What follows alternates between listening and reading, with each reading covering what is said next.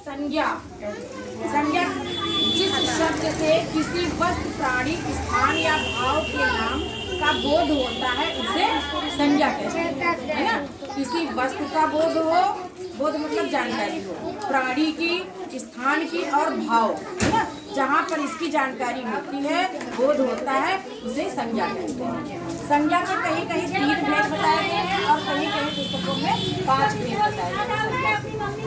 व्यक्तिवाचक संज्ञा, जातिवाचक संज्ञा, भाववाचक संज्ञा, द्रव्यवाचक संज्ञा, समूहवाचक संज्ञा।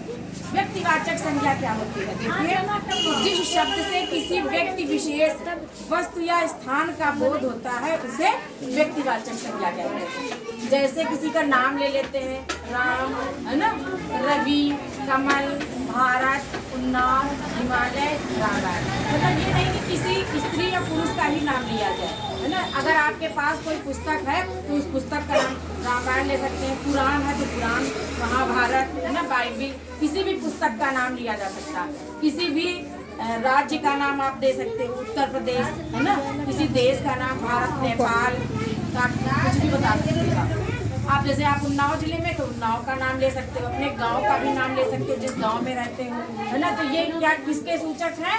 व्यक्तिवाचक के सूचक है। संज्ञा में जब किसी व्यक्ति का नाम लिया जाता है, किसी व्यक्ति का या स्थान का नाम लिया जाता है, नाम लेकर के संबोधित करते हैं, तो वहाँ पर कौन सी संज्ञा होगी? व्यक्तिवाचक संज्ञा। अब देखिए जाति, जब किसी भी व्यक्ति का बारे में या किसी पशु के बारे में या किसी भी व्यक्ति के बारे में, ऐसे व्यक्ति जिसमें किसी जाति का बोध होता है, जैसे स्त्री जाति का बोध हो रहा है या किसी पुल्लिंग का बोध हो रहा है ना, तो वहाँ पर जातिवाचक संज्ञा का प्रयोग किया जाता है। जब किसी संज्ञा शब्द से किसी एक ही जाति के सभी प्राणियों, वस्तुओं और स्थान आदि का बोध होता है उसे जातिवाचक संज्ञा।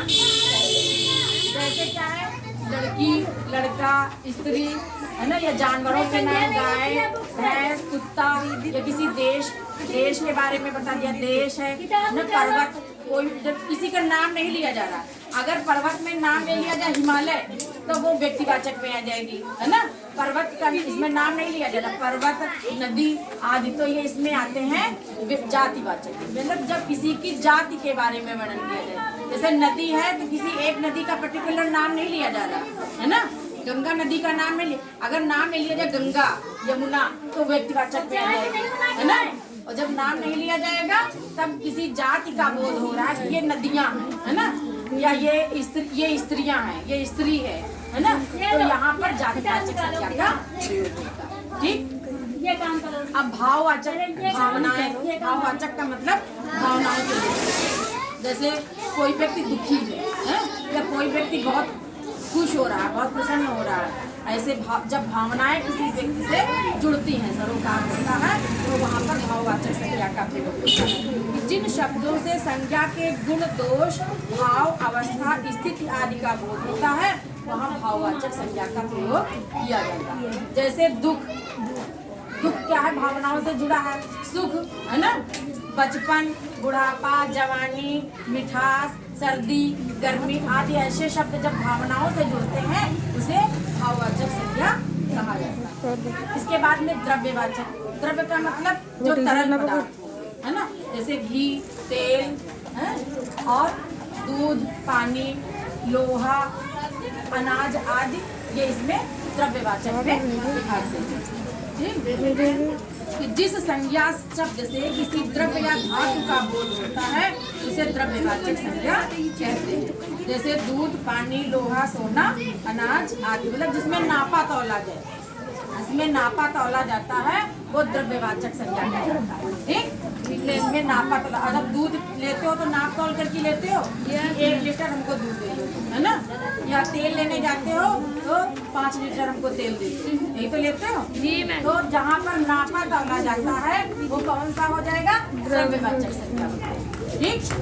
अब समूहवाचक संज्ञा क्या है? समूह मतलब जैसे आप लोग सब एक गुट बना करके बैठे, ये पूरा क्लास बैठा हुआ है ना, तो ये समूह बन गया आपका, है ना। सेना उसमें भी आती है, सेना में भी बहुत सारे लोग इकट्ठे होते हैं, तो कई सारे लोग इकट्ठे हो जाते हैं, वहाँ समूह का बोध होता है, समूहवाचक संज्ञा का बोध।